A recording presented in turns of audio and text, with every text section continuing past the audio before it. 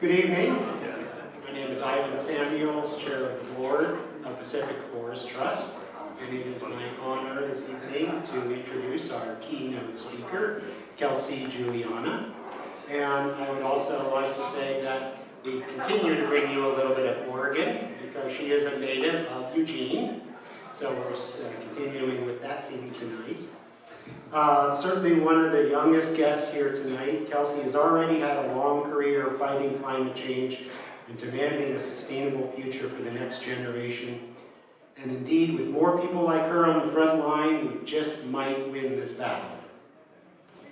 Kelsey has been engaged in climate activism since age 10. When she was 15, she co-filed a lawsuit with the support of the nonprofit Our Children's Trust against the Oregon State Governor asking for a climate emissions reduction plan. At 16, she was a trainer and organizer for the Sierra Student Coalition's organizing camp. At 18, she participated in the Great March for Climate Action, marching 1,600 miles from Nebraska to Washington, D.C.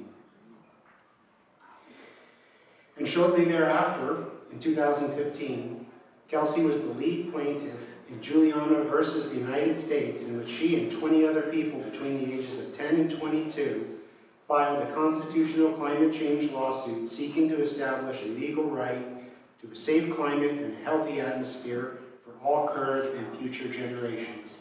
Please join me in welcoming Kelsey Juliana.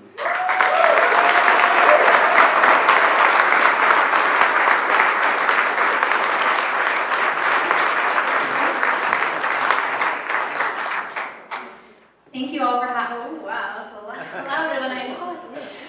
Thank you all for having me. I do tend to talk loud, so the microphone I'm not used to. But it is late in the evening, so I think a good jolt of awakeness would do us all good. So yes, my name is Kelsey Cascadia Rose Juliana, and I believe the youngest participant tonight is actually Anna. Is Anna still here today?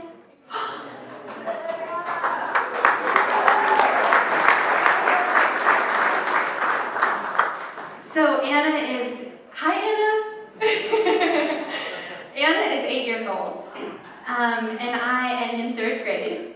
She actually just came from school to this event to be with us today. So thank you for sticking it out, Anna. And we weren't sure if Anna's name was Anna or Anna, and we were joking earlier that my last name, Juliana, also has the same question. Is it Juliana or Juliana? And my mother, who's an East Coast Italian, is a little disappointed that the Anna, the Juliana, is lost. But one thing that's for sure is that the name Juliana will in fact go down in history. Juliana versus the United States of America. But what's really amazing to understand is that it is creating history. This lawsuit, these 21 young Americans who are taking on the federal government of the United States and presenting evidence dating back to the 1950s of government knowledge on how they themselves, as a body representing the American people, are violating the constitutional rights of their citizens.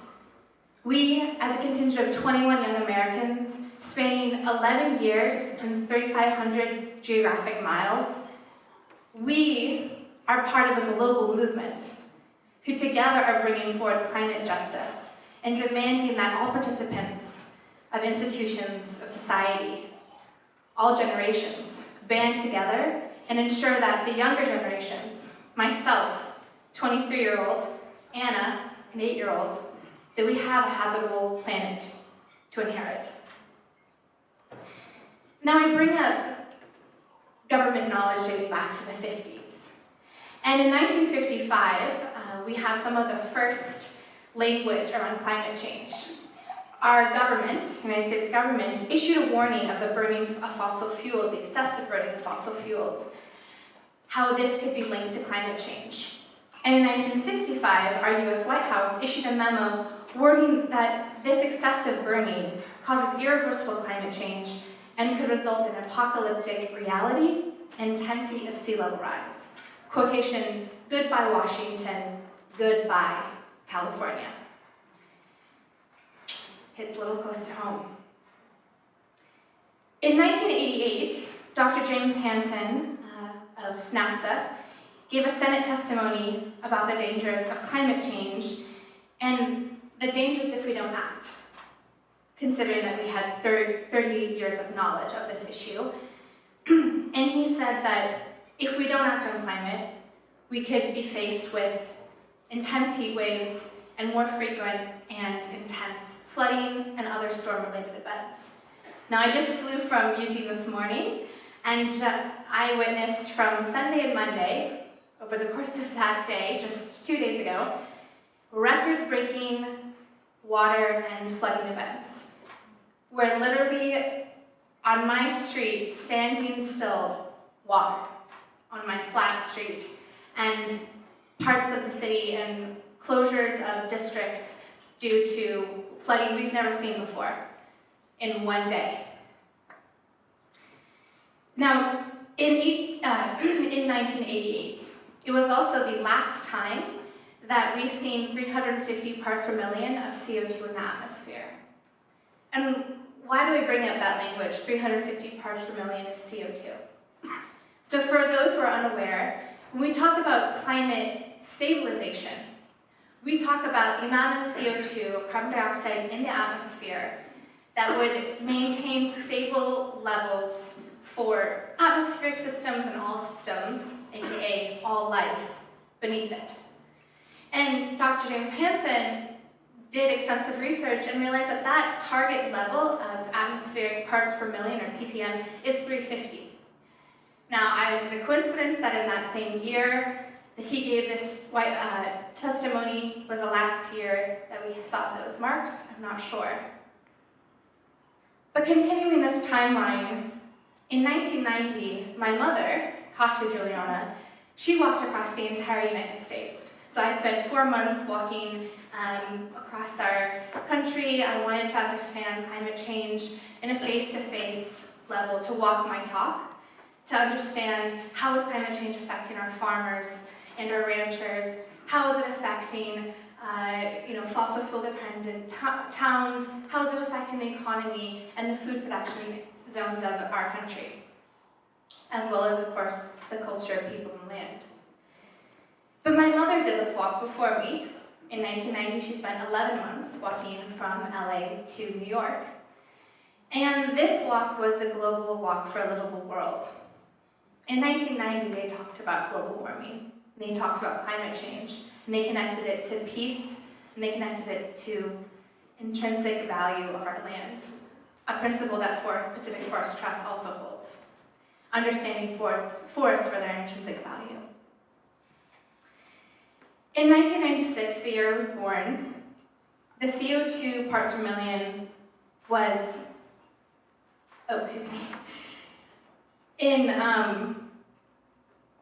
was 361. In 2006, which, doing the math again, was when I first started climate activism or climate engagement. I was 10 years old. And in 2006, the CO2 in the atmosphere was 389 parts per million. In 2011, and I'll explain these dates in a second, in 2011, the CO2 was 390. In 2015, 398. And now, in fact, today, calculated today, the atmospheric level of carbon dioxide is 411. Now, in the 31 years, we have seen a doubling of our atmospheric CO2. In 31 years, our CO2 levels have gone up by 61 parts per million. In 2006, I started my climate activism as a 10-year-old because I was concerned about the forest. I was concerned about the forest in that Cascadian bioregion, which I'm named after. The forest on Kelsey Ridge, where my parents hiked through, where my parents met protecting, and which they named me after. In 2011, I filed a case against my state of government because I needed my state to hold themselves accountable for acting on climate. In 2015, I filed a case against the federal government Because what we know is that all of these projects and all of these climate disasters are initiated or okayed, rubber stamped by our federal government. And as a population of 4.4%, we hold 25% of the global emissions. The United States has a humongous responsibility in action on climate. And I question, I'm sure all of you also feel an incredible responsibility to act on climate. In fact, if you're concerned at all about climate, would you please raise your hand? Yeah, I'm not surprised. What I am conflicted about is the fact that as young people in the United States, as young people all over the world, it is not a choice to feel responsible. It is not a choice to feel concerned, and it is not a choice to feel the need to engage in climate work, the need to pay attention to things like CO2 parts per million. It is our reality. As a youth growing up in a climate destabilized world, in a world where we are uncertain if we will be able to attain the necessary action to get ourselves on track for climate stability within 11 years, which is less time than I've been involved in climate activism. And what we know is that in the amount of time, 13 years that I've been advocating for climate action, all that's happened is our climate disaster has increased. All that's happened is our parts per million of CO2 has increased. So the need to act has never been more urgent. But the need to be compelled to face the reality of young people, the burden of young people, is now. This is an intergenerational movement, it's an intergenerational issue, and that is evident. We have young people like myself who are part of this intergenerational youth movement standing alongside the Raging Grannies, another intergenerational youth movement. The intergenerational and international aspect of climate change is incredible, or of climate movement is incredible. But there is a need to stand alongside young people, not under us and not above us, if we are to really realize the issue of climate change and how it affects young people today. Again, this is our reality, but it shouldn't be our sole burden.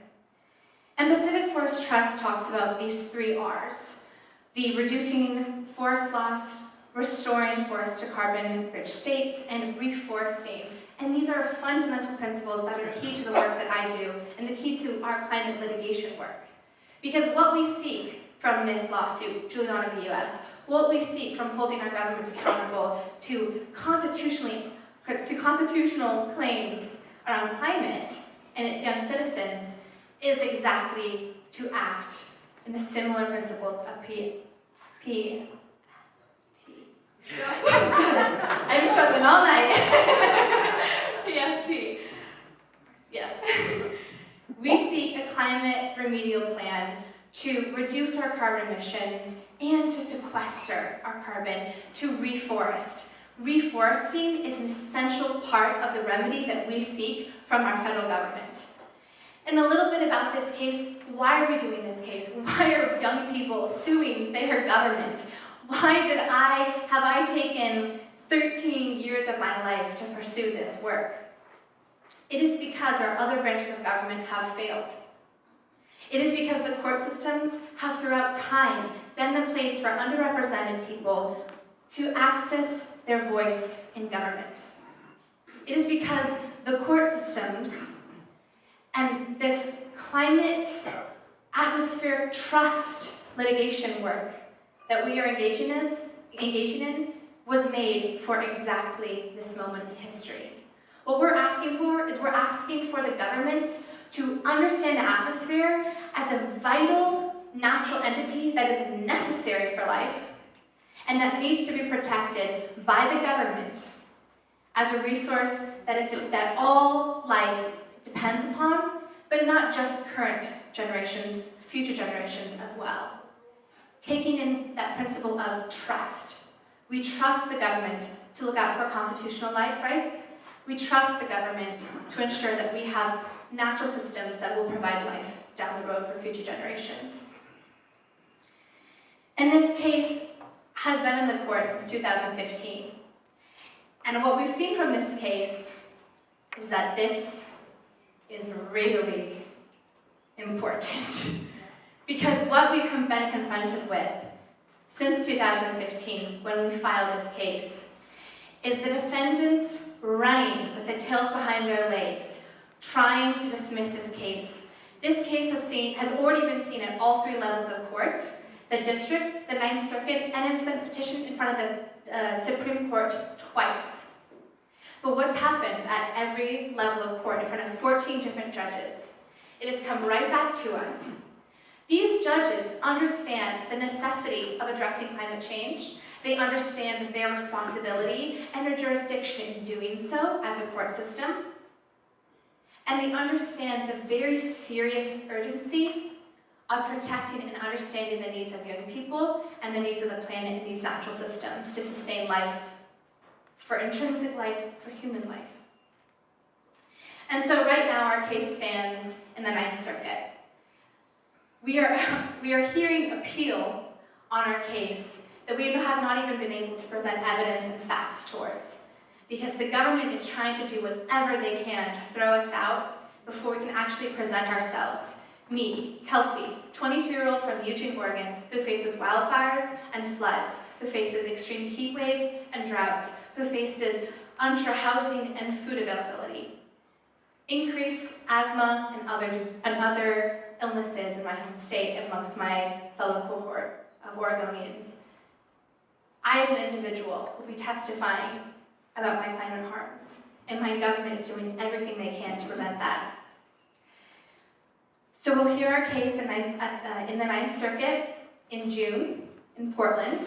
And I'm saying this because I've already been asked by like 10 people, what's the status of your case? And so this is the status of my case. Because if it wasn't obvious, a little less poetic. So we'll be hearing our case at the Ninth Circuit coming up in June. And we anticipate thousands of people witnessing history in the making. Students and people as old as Anna. The youngest plaintiff on the case was Anna's age when we filed this case in 2015, Levi Dreheim, who lives in a barrier island off the coast of Florida. In the 3 years that we've been part of this case, the question of, I am taking action to secure my constitutional rights against climate destabilization because I'm unsure about my housing, and I'm unsure if I will have a stable home. That question is no longer a question, but a confirmation. No, Levi. Scientists tell you, you will not have a stable home. These are the realities of young people. These climate disasters are becoming our lived experiences. The urgency to act is every day. And so the call to stand with us as young people, and I'm reiterating this, is now. Looking at this room, I urge you, ask yourself, what does climate change mean to me? Because of what it means to me is a security of a planet, security of a life, a security of knowing that I will be able to responsibly raise a family. So what does climate change mean to you? And how can you help ensure that young people of today and future generations will be able to live in a comfortable, habitable world? Understanding that forests are part of the solution. Understanding that humans belong in nature, we must nurture the nature that nurtures us. Thank you.